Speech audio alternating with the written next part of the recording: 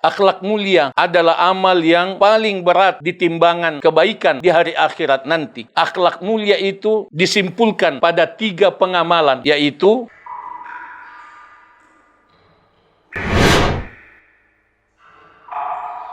Alhamdulillah, wassalatu wassalamu ala Rasulillah. Berakhlak mulia, berdakwah tanpa kata-kata. Tidak semua dakwah itu hanya disampaikan di mimbar dan hanya melalui lisan. Tidak semua juga hanya melalui tulisan. Seringkali akhlak yang mulia jauh lebih mengena daripada 1000 kata. Inilah yang disebut dengan dakwah dengan keteladanan, dakwah bil hal, dakwah bil akhlak. Akhlak adalah inti risalah Rasulullah sallallahu alaihi wasallam. Beliau sallallahu alaihi wasallam pernah bersabda, "Innama bu'ithtu liutammima salihal akhlaq." Sesungguhnya aku, Rasulullah, diutus hanya untuk menyempurnakan akhlak yang mulia. Hadis riwayat Al-Imam Ahmad dinilai sahih oleh Asy-Syaikh Al-Albani. Akhlak adalah dakwah yang hidup. Allah tabaraka wa ta'ala memuji Rasulullah sallallahu alaihi wasallam dengan akhlak yang agung. Allah berfirman, "Wa innaka la'ala khuluqin azim." Dan sesungguhnya engkau Muhammad benar-benar berada di atas akhlak yang agung. Surah Al-Qalam ayat 4. Akhlak menarik orang banyak kepada Islam. Akhlak menarik orang banyak untuk mengamalkan kebaikan. Allah Ta'ala berfirman, "Fabima rahmatin minallahi linta lahum, walau kunta faddan ghalidhal qalbi lam faddu min hawlik."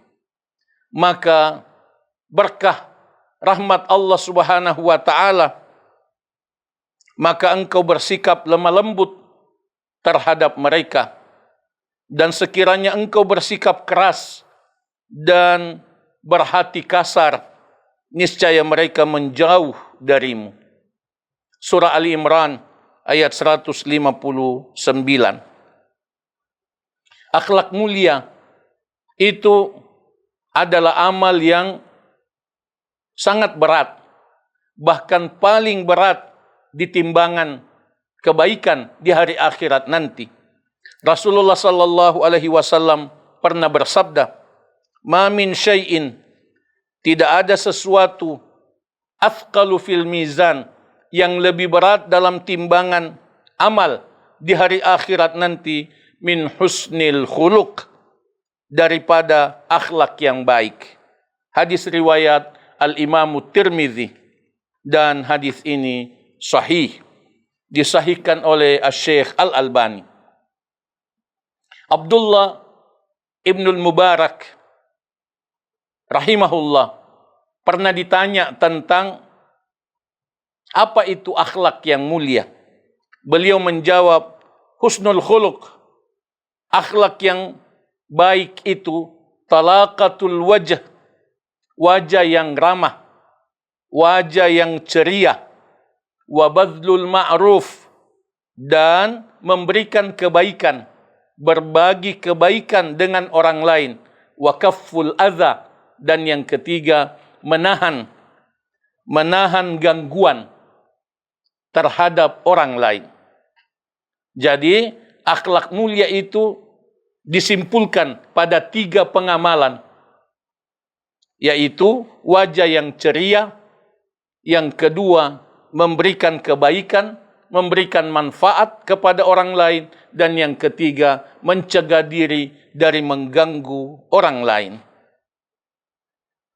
Akhlak adalah amal yang paling dicintai oleh Allah Subhanahu wa taala. Rasul sallallahu alaihi wasallam pernah bersabda, "Ahabbun nasi ilallah," orang yang paling dicintai oleh Allah, "ahsanuhum khuluqa," ialah orang yang paling baik akhlaknya. Hadis riwayat Al-Imam At-Tabarani dinilai hasan oleh Asy-Syaikh Al-Albani. Mari kita mengupayakan untuk bersungguh-sungguh mengamalkan dan mengoptimalkan akhlak mulia dalam kehidupan keseharian kita, sambil berusaha untuk meninggalkan kebiasaan-kebiasaan buruk dalam perilaku keseharian kita. Karena itu dan untuk itu, kita mesti rajin berdoa dengan doa yang diwariskan oleh Rasulullah sallallahu alaihi wasallam kepada kita, sebagaimana yang diriwayatkan oleh Al-Imam Muslim.